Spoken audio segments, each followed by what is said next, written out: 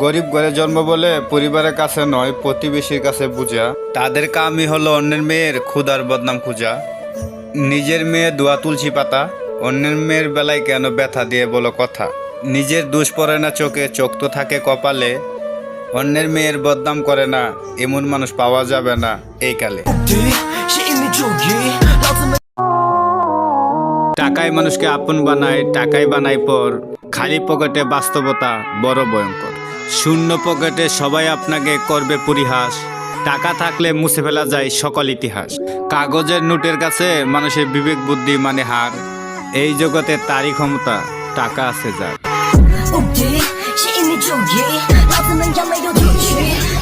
মায়া গেলে মায়া পাইবা, গুনাহ করলে মাপ পাইবা, চাকরি গেলে চাকরি পাইবা, কিন্তু মা তো একজনই, এই মা হারাইলে তারে কই পাইবা। যার পিছনে পড়লি নামাজ তারে মেরে ফেললি, মাকে করলি সন্তান হারা, স্ত্রীকে বিধবা বানাই।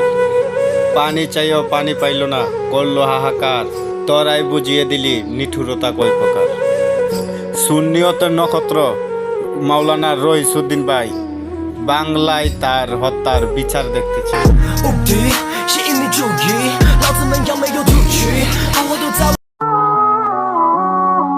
জন্ম থেকে নাপার মধ্যে বড় হয়েছি, মধ্যবিত্ততার কারণ মানুষ আগাতে আগাতে বুঝিয়ে দিল মধ্যবিত্তদের স্বপ্ন দেখা বারণ।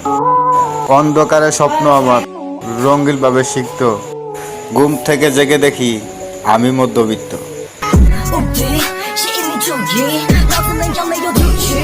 অল্প বয়সে বাস্তবতার সাথে যুদ্ধ করতে হবে আগে ভাবিনি। শিখতে চেয়েছিলাম অনেক কিছু, তারপরও এই বয়সে ছুটতে হচ্ছে টাকার পিছু।